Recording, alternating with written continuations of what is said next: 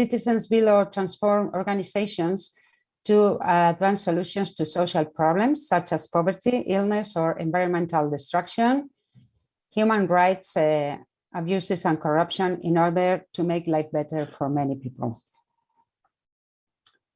The social entrepreneurs act for social change, creating new combinations of people and resources that improve society's capacity to address the current problems, the problems that are common in our society now. They create public value, pursue new opportunities, innovate and adapt, leverage resources they don't control, and exhibit a strong sense of accountability. There are many opportunities for social entrepreneurship in many areas. For example, in environmental protection and quality, or circular economy, food supply chain, healthcare, community safety and security, education, arts, culture and humanities, or social justice. Now we will talk about what is a social enterprise. A social enterprise is an organization that applies commercial strategies to maximize improvements in human and environmental well-being. This may include maximizing the social impact alongside profits for external shareholders, not only for the people who works. Sorry, there is another rest of voice. A social enterprise can be structured as I told you before, as a for-profit or non-profit organization, and may take different forms depending on the country and the legal forms available. For example, it can be a cooperative, a mutual organization, a disregarded entity, a social business, benefit corporations, community interest company, charity organization, etc. These are common names for a social enterprise, common legal forms in the project countries. But what really differentiates social enterprises is that the social mission is a key to their success as any potential profit business. That is, they can have a profit, but this profit is sorry, I don't know what's passing. But this profit is part, or at least part of this profit is used to make a social change. This lecture contains an exercise that for the students to learn about the vision and mission of a social enterprise, and gives two examples. For example, this Food Cowboy Foundation, whose mission is to reduce the food waste. Sorry, I don't know what happened. To reduce the food waste, reducing the hunger and improving the environment. And they encourage the highest use of marketable food in good condition through the development of public-private partnerships between companies, food companies or food charities and other waste diverters to divert this food in good condition to help feeding people. Another example is Project Dignity, that is since the day one, this organization had the mission of restoring the dignity to the differently abled and disadvantaged people. They provide sponsored training for unemployed adults with special needs, and place them with their employed partners within the food and beverage companies or hospitality and retail sectors. And they also hire some of their graduates at the food cart and book retail stores. So these are two examples of social enterprises. Part two of this topic outlines sets of ethics and principles adopted by increasingly popular philosophies and methodologies, such as permaculture, systems thinking, and dragon dreaming, which help to understand the systems we are part of and design the most effective and sustainable ways to address their issues. This, for example, permaculture ethics is rooted in three ethics and several principles. Regarding earth care, to protect the intrinsic value of life and meet our needs without damaging the planet. People care to ensure the well-being of of individuals and communities, access to resources necessary to our existence and sense of community, and also fair share to accept that Earth's resources are limited. Regarding, contrary to the strategy adopted in our culture to focus on the complexity of the details, system thinking sets out to view systems in a holistic manner and encourages us to explore interrelationships, perspectives. For example, each actor has their own unique perception of a situation, and our limits agree on the scope, scale, and what could constitute an improvement. And because everything, this philosophy think that everything can be understood as a system. That is a startup or enterprise, a product or a service. The dragon dreaming is another philosophy based on the Australian Aborigine culture, created to build successful organizations and projects for the paradigm shift we are experiencing in our society, and is based upon principles of personal growth, the community building, strengthening the resilience of the communities, and service to the earth, working for the regeneration, well-being, and flourishing of life itself. In this philosophy or methodology, every project starts with the dream of a single person, but no one can realize a dream on their own. So we need another people.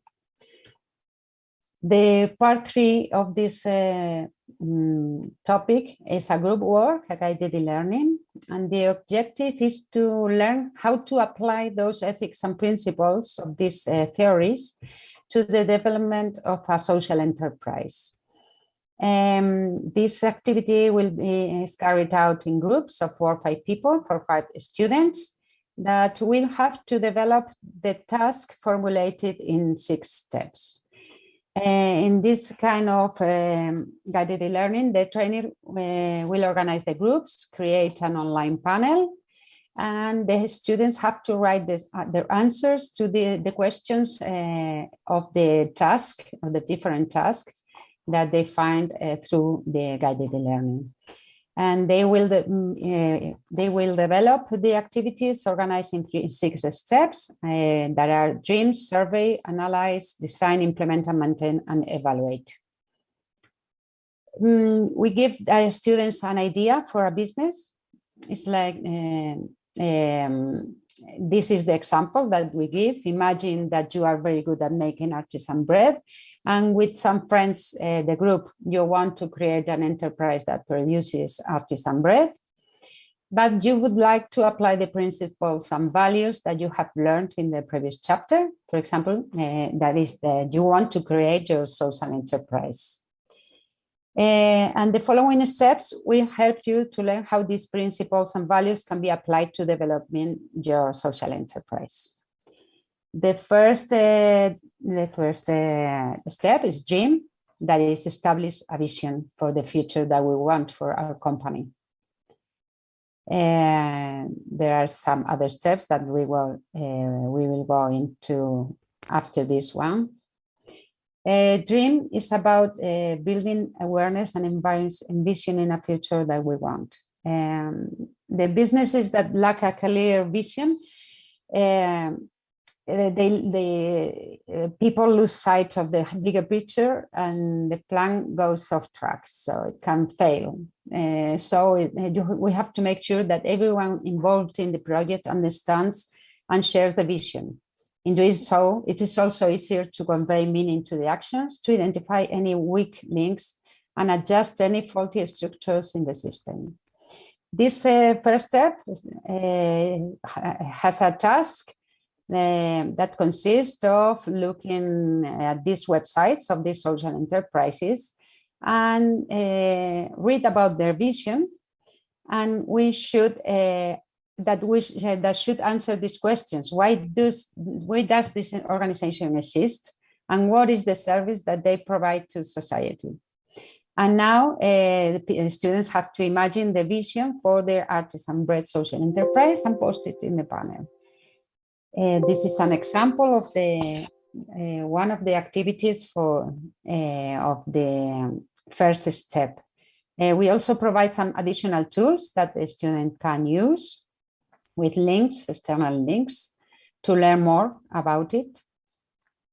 And for example, for the second step survey that has several working tasks, elements and their functions, the people, the patterns and trends on natural and social context.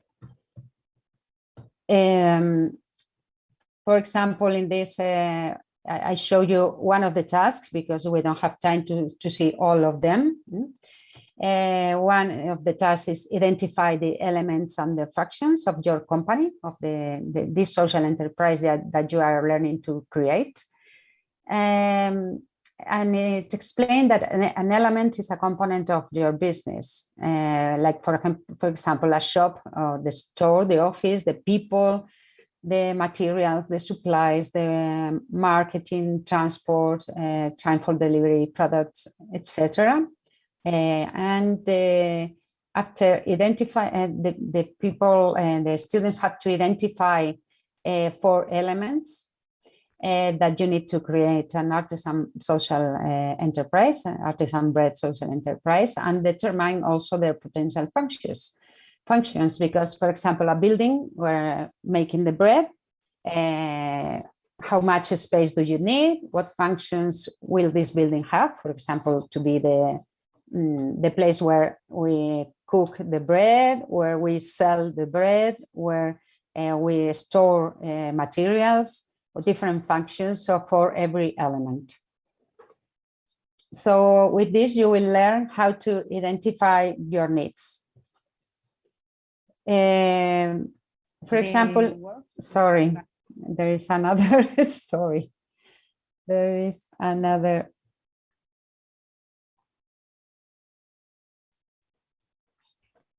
The third step is analyze, and it also has several tasks inside. Search for the limiting factors, the resources, the opportunities, the leverage points of your business, and the interaction among the elements. Here, for example, here I showed you just one of the tasks, resources, regarding to the resources that you need. And the students will make a note of any valuable free or cheap resources available within the system of their local context.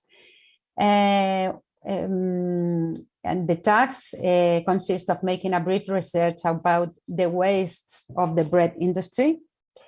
And read also an article and answer these questions: which are the wastes?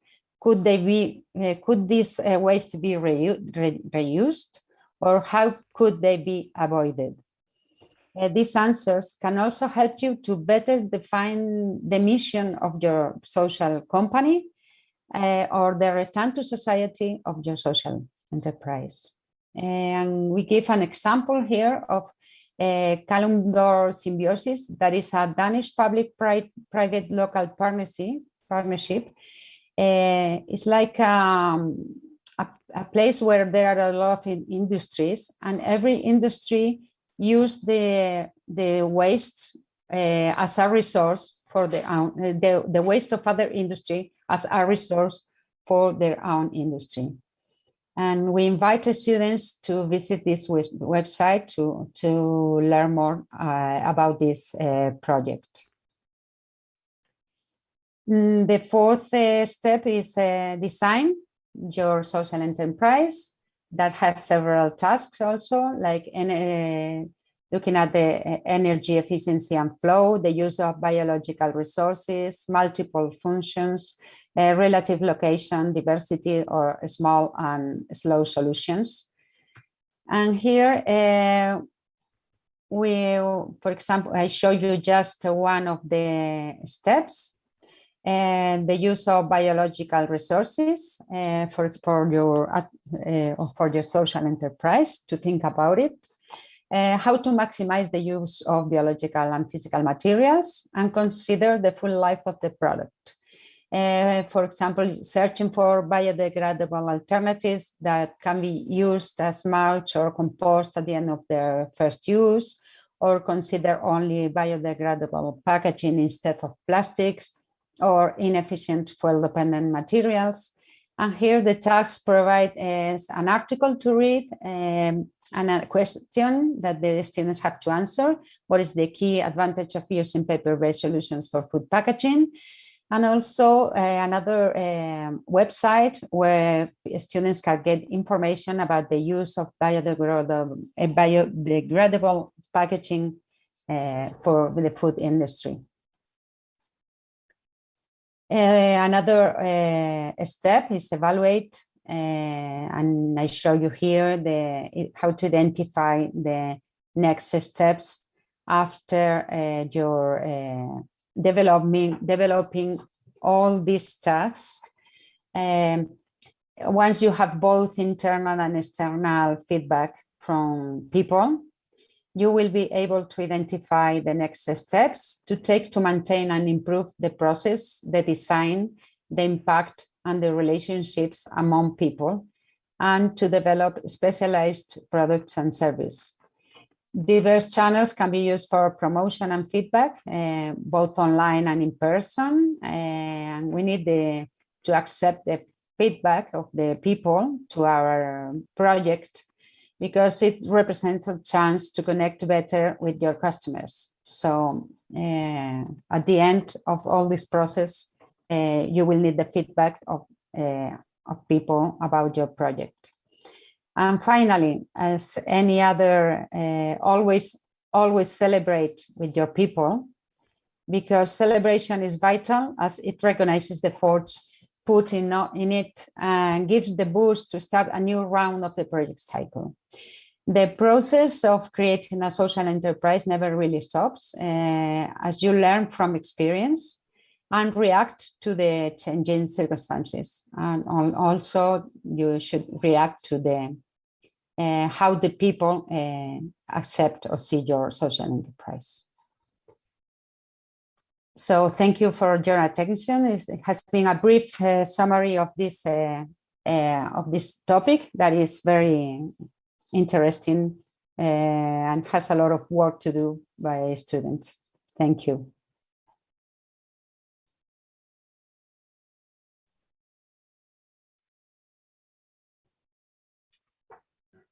Okay, many thanks, Arantxa.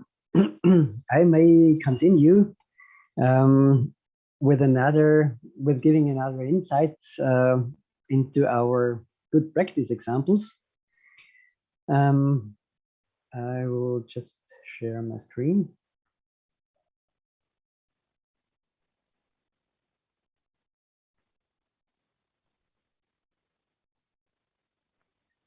Okay, yeah, as we've mentioned already before, we think that it's quite important that we give insights to the students when it comes to good practice examples, because then it becomes vital and then becomes realistic, and we can get a relation to all those theoretical inputs that we have in the different topics within these different e-modules.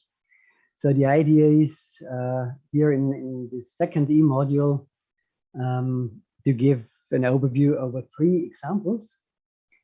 Today I will talk about the Spanish enterprise, which is called Espigoladores, and the 2 other examples which I want to present today will be the Friendly City Food Co-op an example from the United States.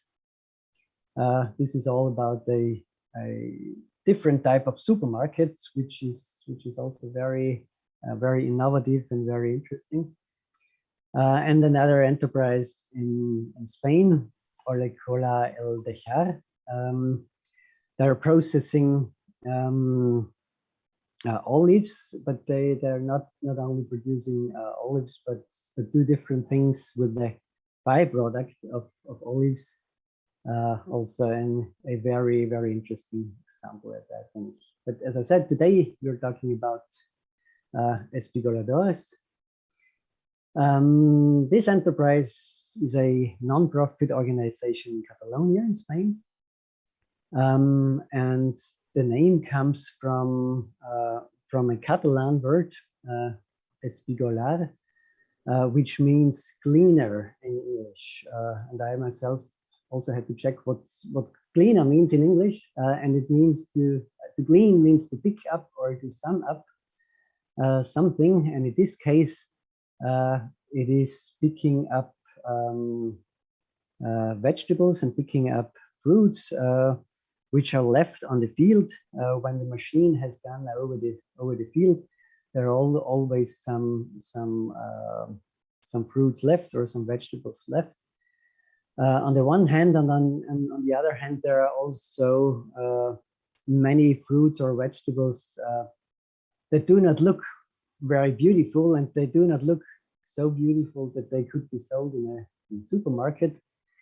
And so what they do is that they fight against food waste and losses while empowering people at risk of social exclusion.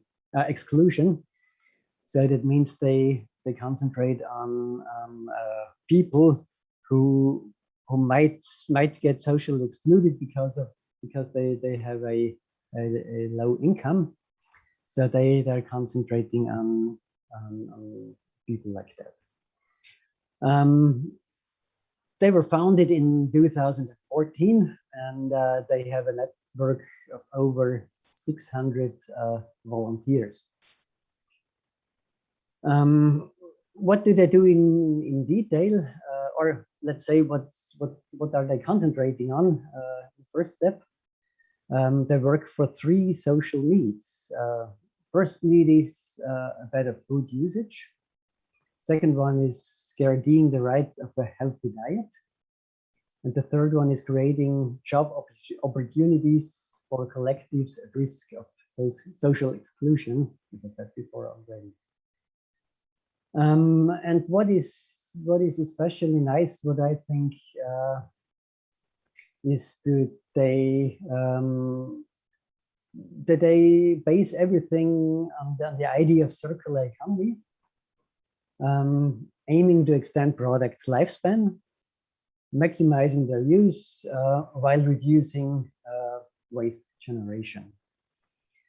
And their approach, or let's say how good their approach is, can also be seen that they cover many of the sustainable development goals stated by the United Nations.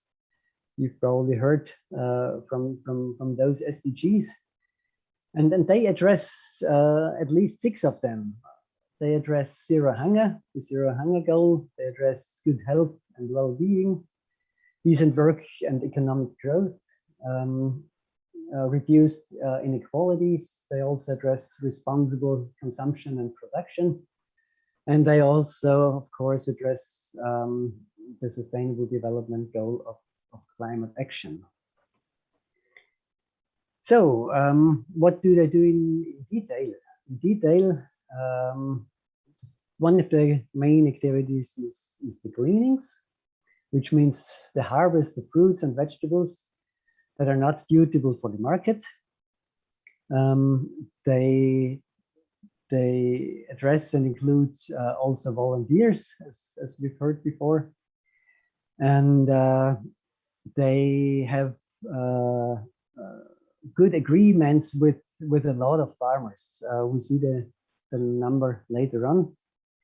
So this is the first part, the gleaning part itself. The second one is the the activity of donation. They organize the distribution of the collected fruits and vegetables to social entities. And 90 to 95% of the harvested food is donated to soup kitchens, which means, as I said before, they concentrate on people with low income, so they can support that group in a very good way. In addition, what they do is they transform recovered products and they preserve it, meaning that they make certain products out of it, maybe for example jam, different types of jam, and that means by doing this they give a job opportunity to young people and also especially women, obviously over the age of 45. Yes, and I said they produce jams, they produce creams, sauces, and they have a special brand also for that, which is called as imperfect, meaning it's not perfect, but still, if it's not perfect, we can make a high value product out of it. And they have, yes, as it's written here, around 1,300 jars of jam per day. So that's quite a lot, and you can employ quite some people with these jobs. And the fourth part is awareness raising. They created a citizen movement through raising awareness and education. And what they do there is promotion of a change of social consciousness towards a culture of making the most out of food. And they go into schools and they do courses and they do trainings and educational projects. So these are very, very, I would say, sustainable activities, and they all fit together. And and their motto is in Espigolador, we give second opportunities to ugly and imperfect fruits and vegetables to beautiful people. So I think this is a very nice motto, doing so many things, so many good things at one time in one business model. At the end, some numbers, what they have achieved already. They have recovered more than 1,300 tons of food.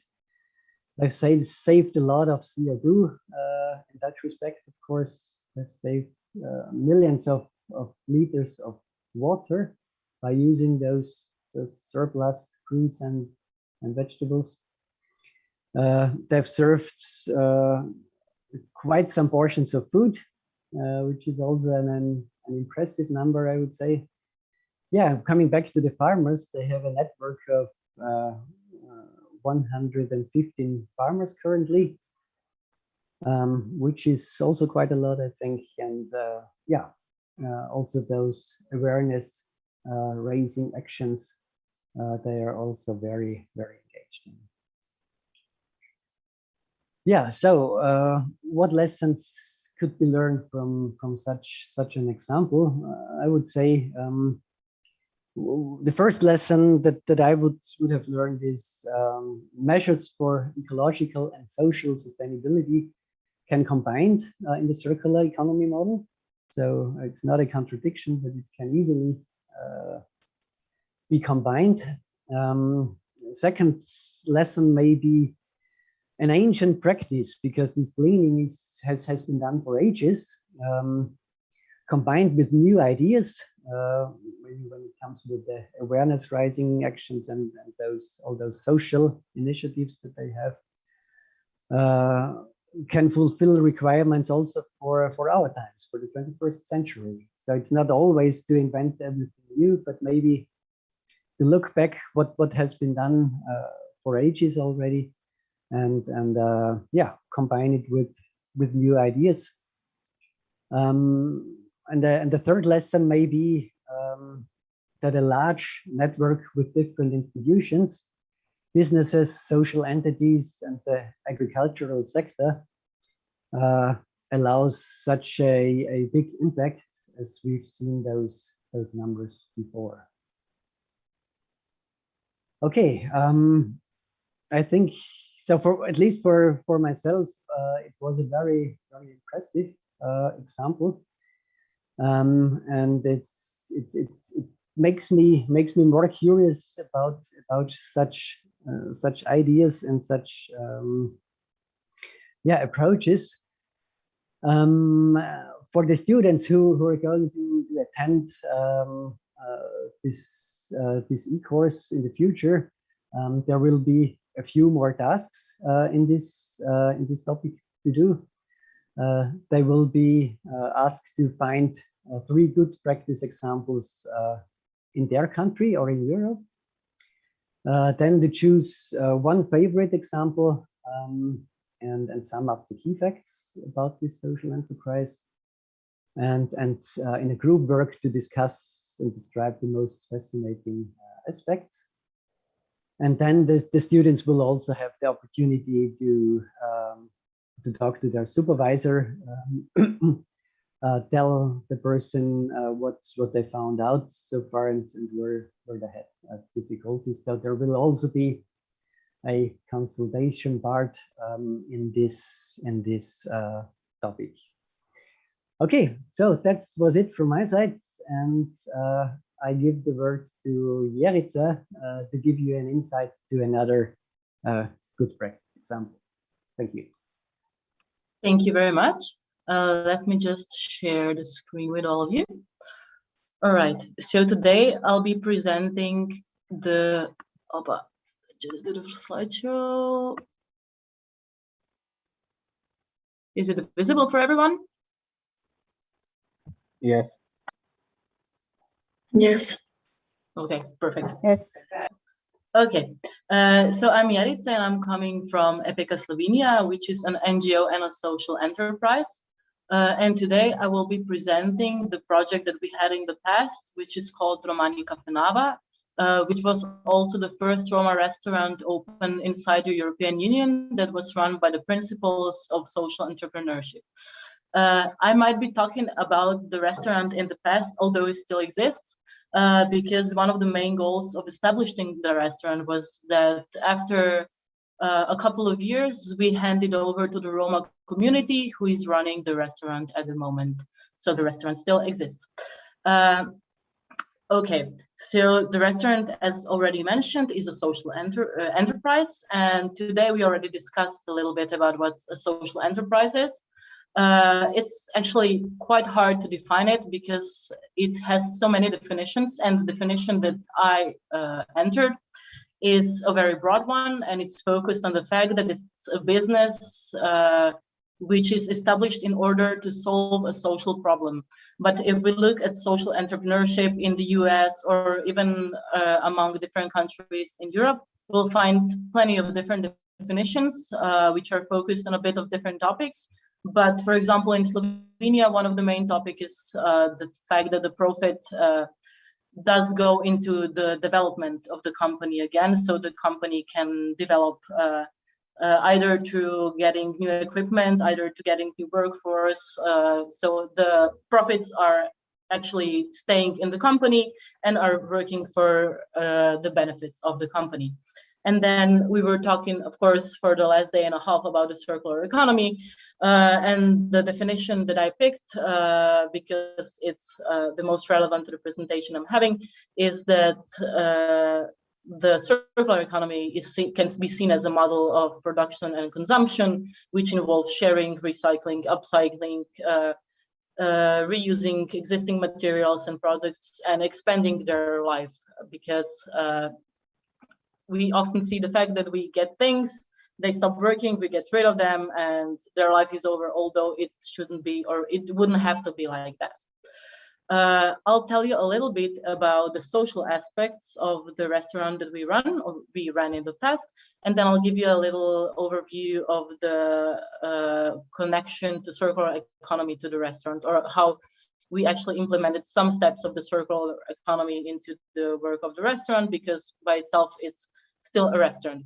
So the social objectives of the restaurant were actually to empower disadvantaged groups of people with specific skills and knowledge through non-formal and semi-formal education. In the past, before opening the restaurant, we were already active in working and collaborating with the Roma minority. Maribor is the second largest city of Slovenia, and it has one of the highest population of Roma minority, and it's between 3,000 and 4,000 of people. The biggest issue the minority is facing are the unemployment rates. At the moment, still around 90% of people who are capable of work are unemployed due to various reasons. One of them is also a lower educational level.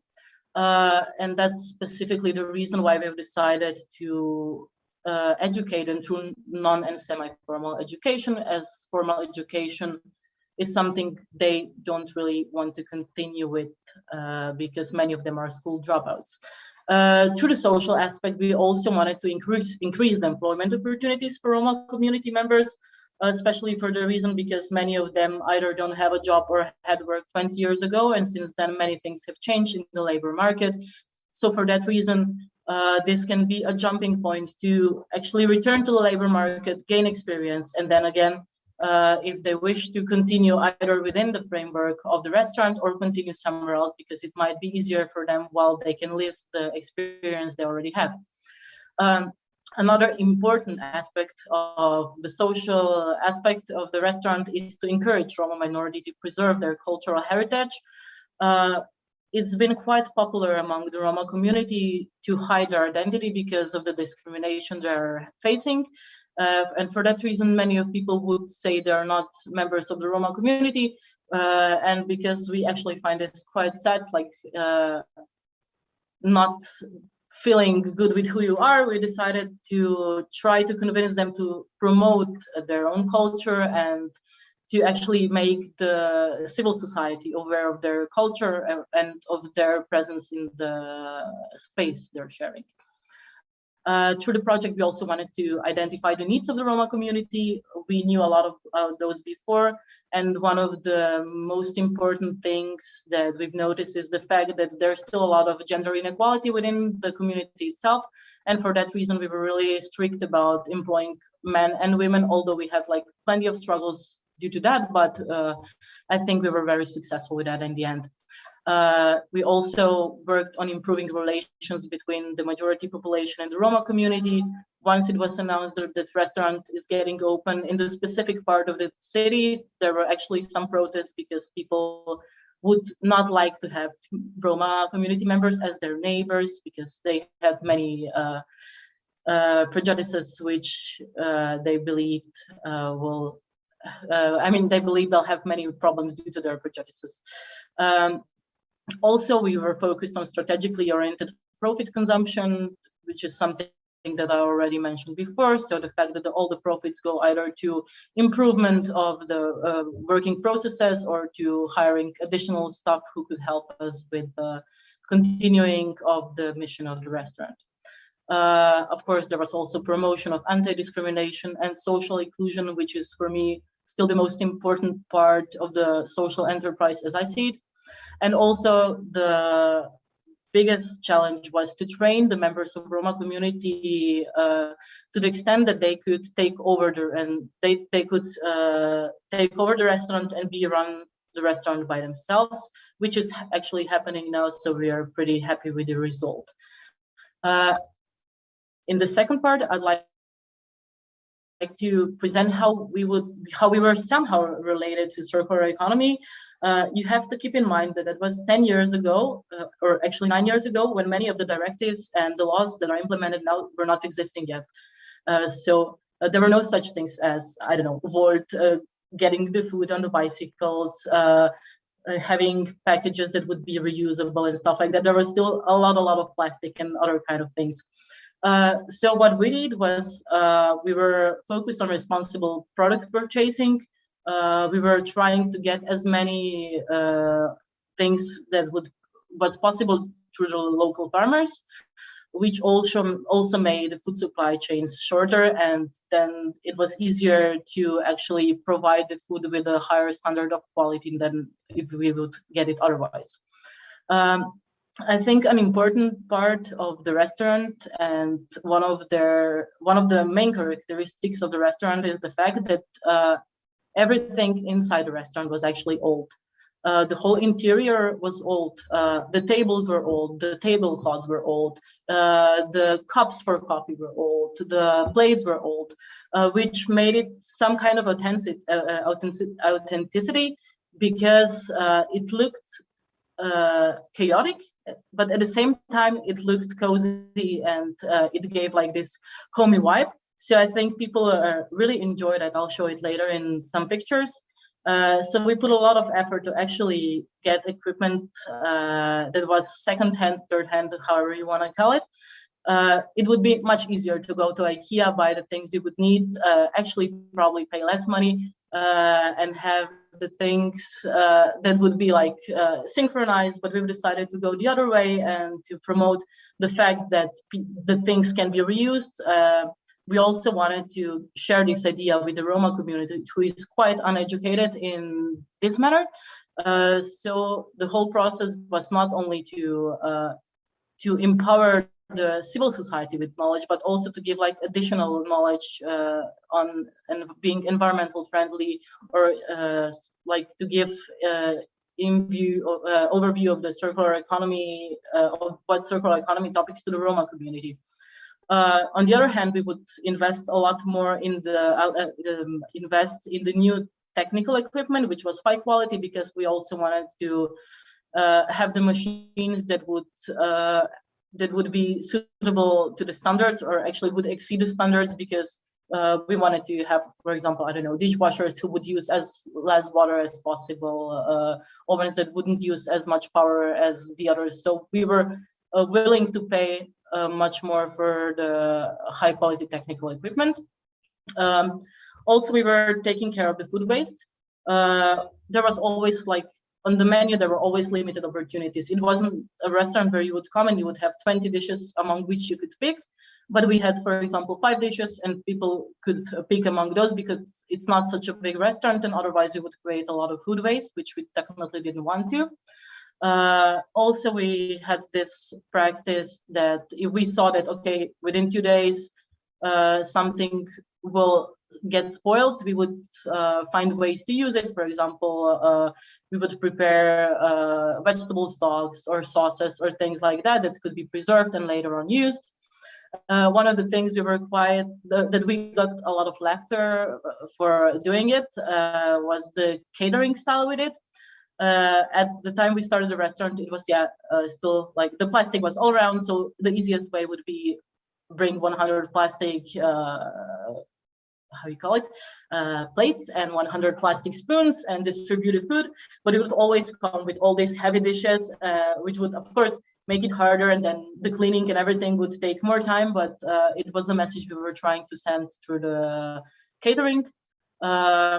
And also we were trying to be self-sustainable to a certain extent. We would, for example, have our own garden. The waste that could be distributed to the farmers was later on distributed to the farmers. So we would try to make it as friendly to the environment as possible.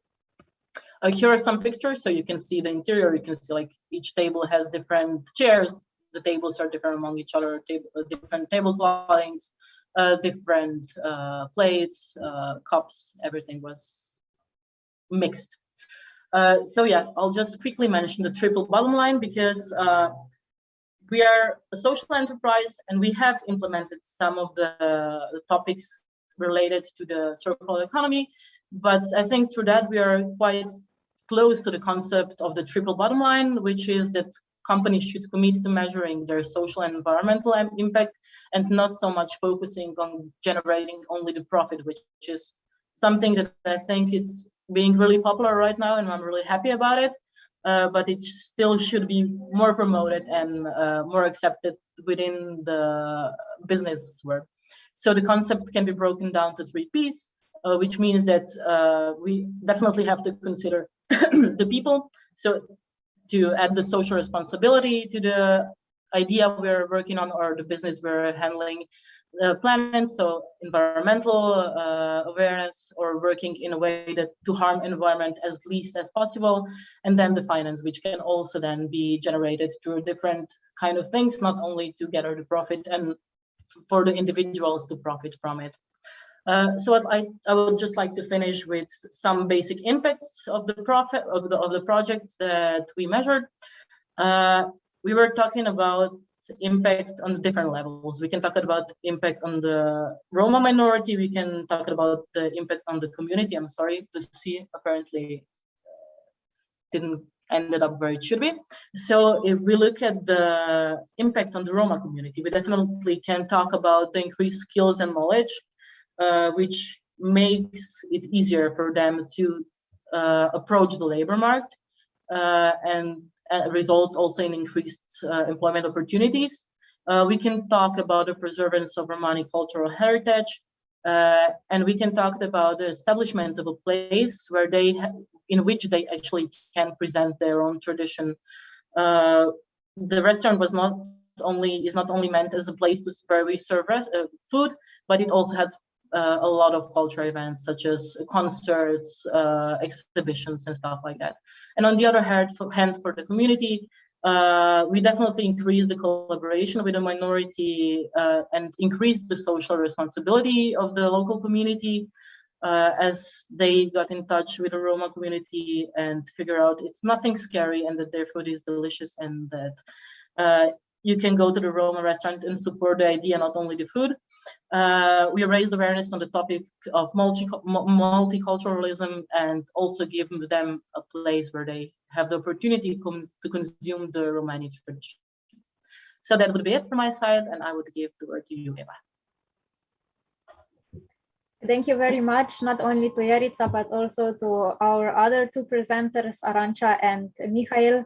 I think there are very, very interesting topics and good practices highlighted.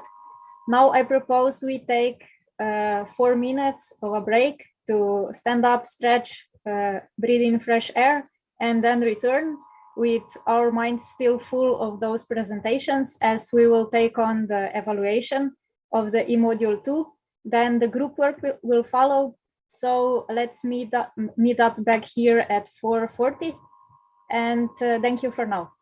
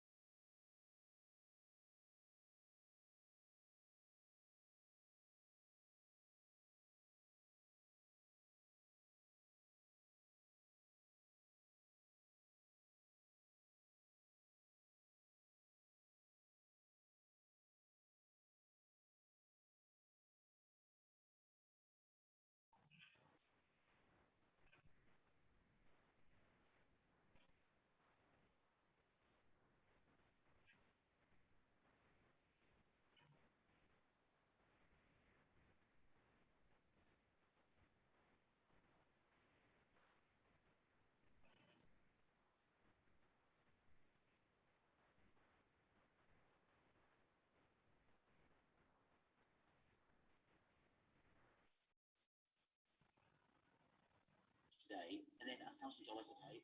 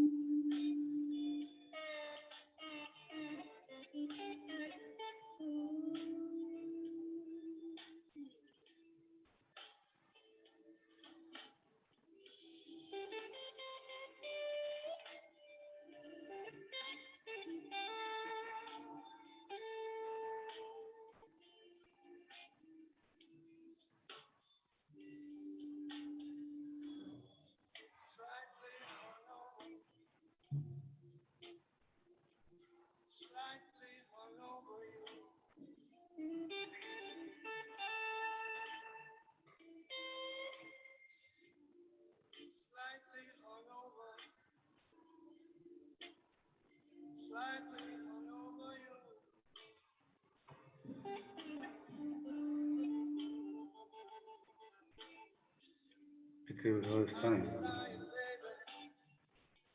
Madam.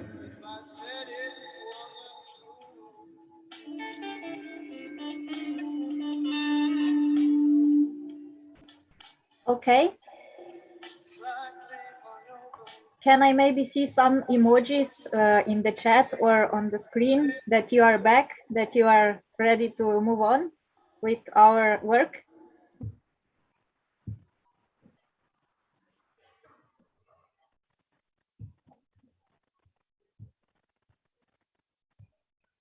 Okay, slowly we are returning back.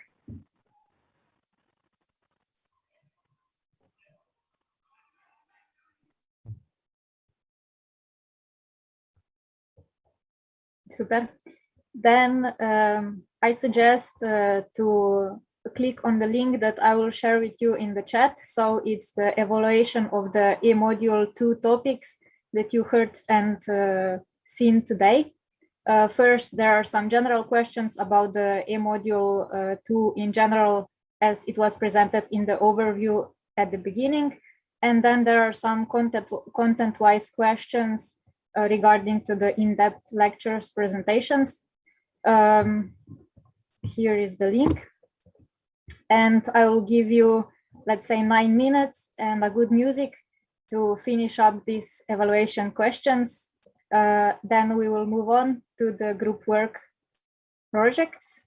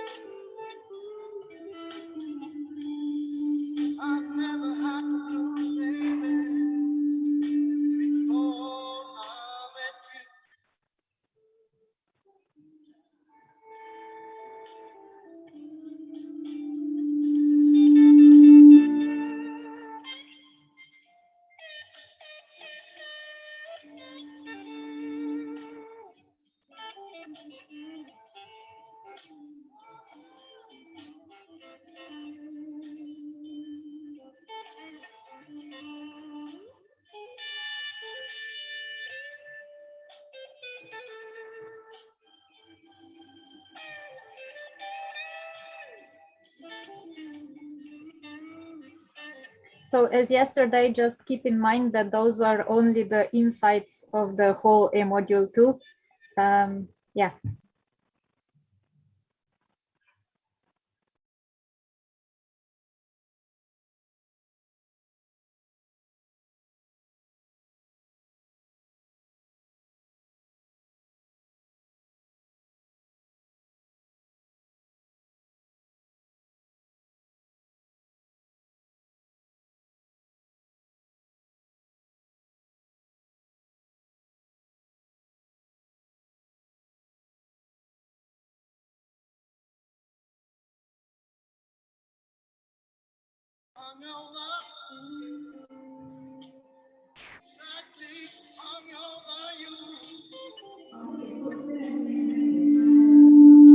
Стишай.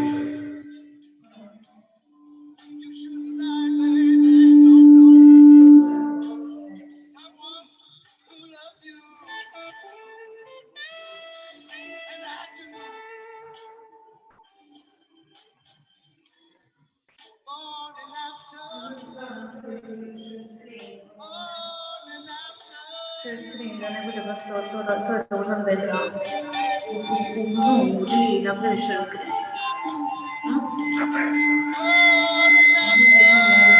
Стишай микрофон.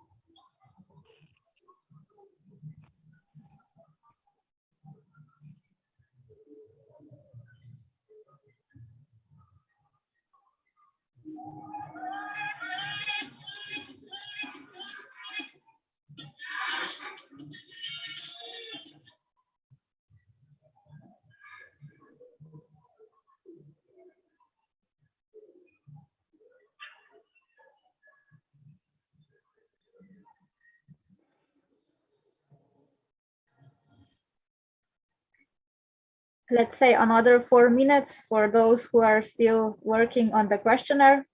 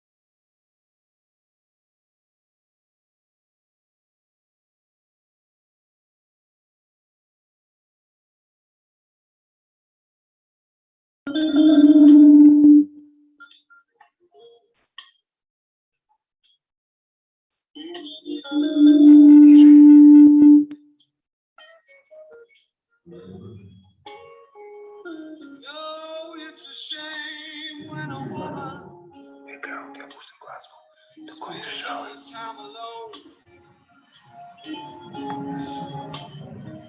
When I am perfectly willing to give her everything she needs. So somebody asked to put the Jamboard again. If you get any more ideas, you can do this in the meanwhile as well, or just look at what other people posted. And I suggest in 1 minute, IAD can take the floor for the project group work guidelines, and then we will start with the group work.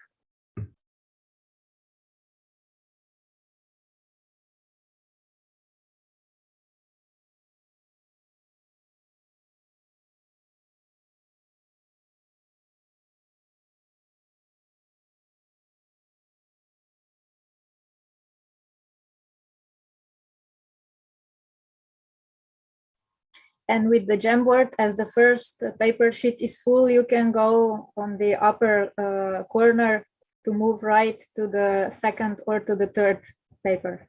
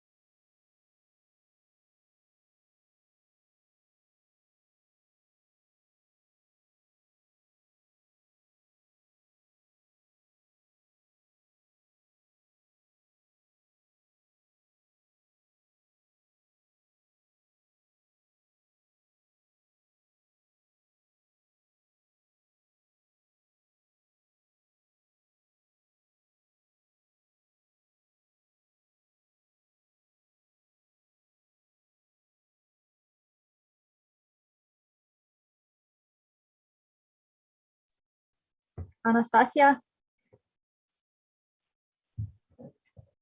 Yes, Eva. The floor is yours. Can you hear me? Yes. Okay, thank you. Hi, everyone. Uh, I will give you some guidelines for the upcoming activity. Now we will randomly be divided into groups.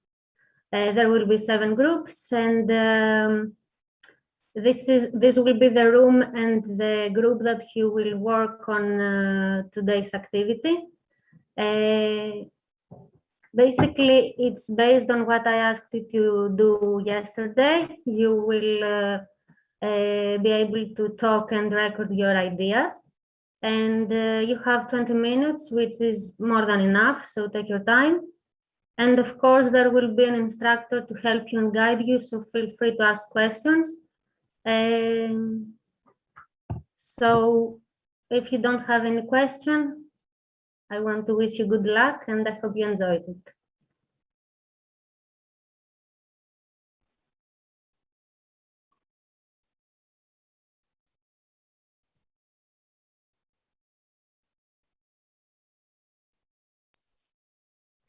Okay, so everyone, when you will see the invitation for the breakout room, please enter it and you will be divided into groups.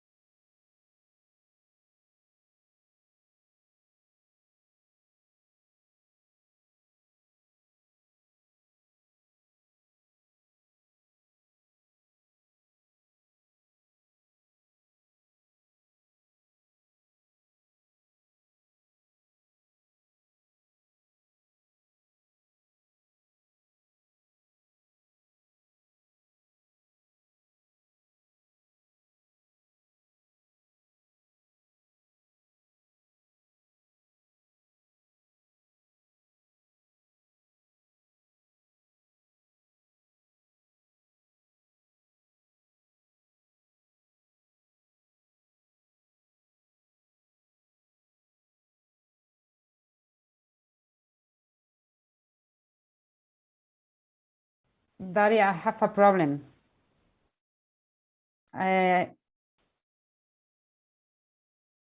Daria, please.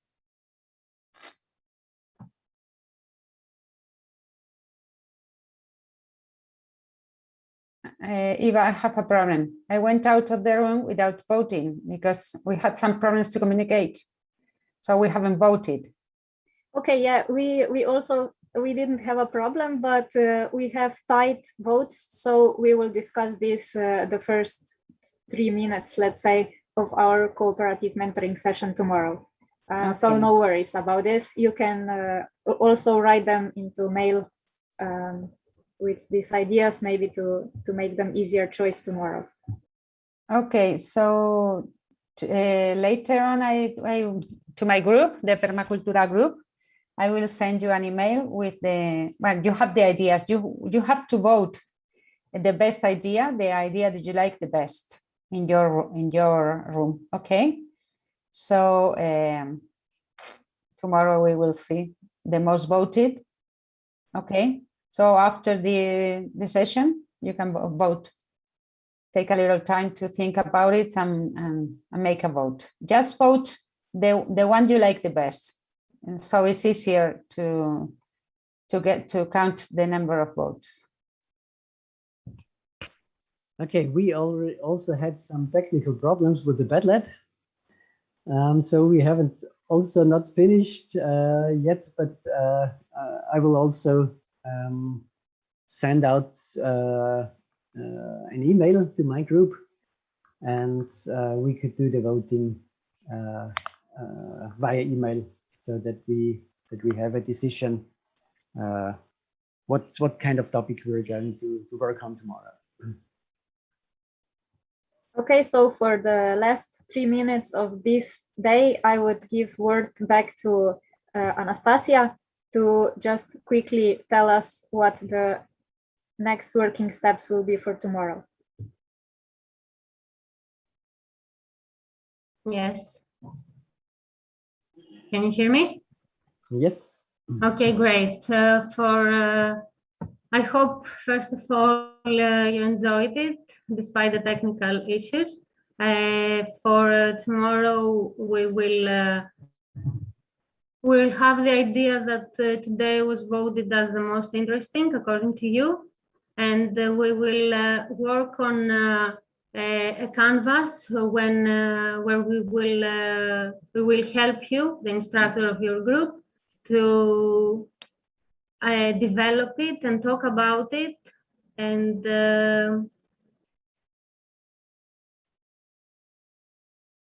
yes, can you hear me? Mm-hmm. Yes. Okay. Yes. Yes. Yes. So tomorrow we will work on the idea that you voted today, and I will show you now a video about which is really helpful for tomorrow. It's a 3-minute video. It's a short. Let me share my screen.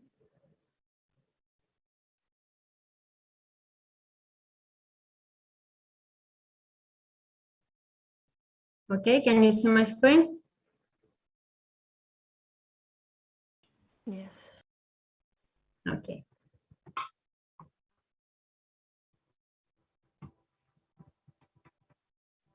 This is the business model canvas. It's just what Beth and Carl will need to craft a powerful business model, and it can do the same for you. Let's dive in and see how it works. There are 9 essential building blocks that make up any business model. When you get all 9 blocks working together, you'll have answered the fundamental questions any business model must solve. We'll start here with customer segments. These are all the people or organizations for which you're creating value. For each segment, you have a specific value proposition. These are the bundles of products and services that create value for your customers. Channels describe through which touch points you're interacting with customers and delivering value. Customer relationships outline the types of relationships you're establishing with your customers and how you're acquiring and retaining them. Pricing mechanisms through which your business model captures value are documented under revenue streams. Key resources show which assets are indispensable in your business model, so you can describe the infrastructure you need to create, deliver, and capture value. The key activities show which things you need to be able to perform well. The key partners show who can help you leverage your business model, since you won't own all key resources yourself, nor will you perform all key activities.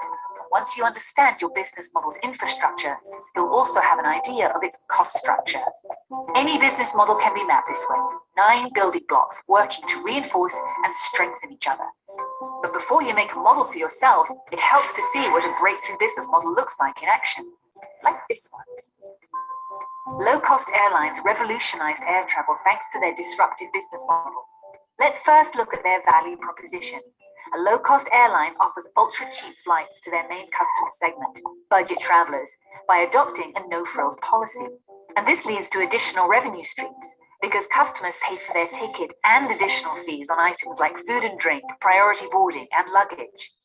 The airlines save even more money through their choice of channels, selling only through call centers and the internet, making for efficient, if not always convenient, customer relationships that are automated and often impersonal. Okay, that covers the right side of the canvas, the part everyone can see. The left side of the canvas is what's going on backstage. Like their choice of key resources, they reduce maintenance and training costs by using a single aircraft model for the whole fleet. And they only fly to cheap airports where it's cost efficient to land, or where they even get paid to touch down. Planes that do land have quick turnarounds, so they get back in the air earning money as quickly as possible. And they form key partnerships with others in the travel industry, like car rental, hotel, and insurance companies. Finally, under cost structures, all maintenance, training, airport, and call center costs are trimmed to their lowest levels. All of these pieces working together make their fares almost impossible for traditional airlines to compete with. There's nothing superior about these airlines except their business models. They're reaching an entirely new segment of travelers out of reach for traditional airlines. Cutting out costs is pretty exciting, right? But wait, just because it's successful for discount airlines doesn't mean it will work for your idea. Luckily, the business model canvas allows you to iterate many models and test them quickly. Let's get started with your own business idea.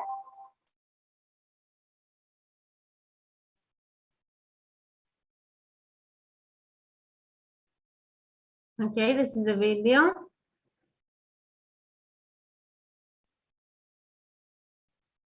This is really useful for tomorrow, but of course we will explain you and guide you and support you to fill the canvas. So don't be afraid of that.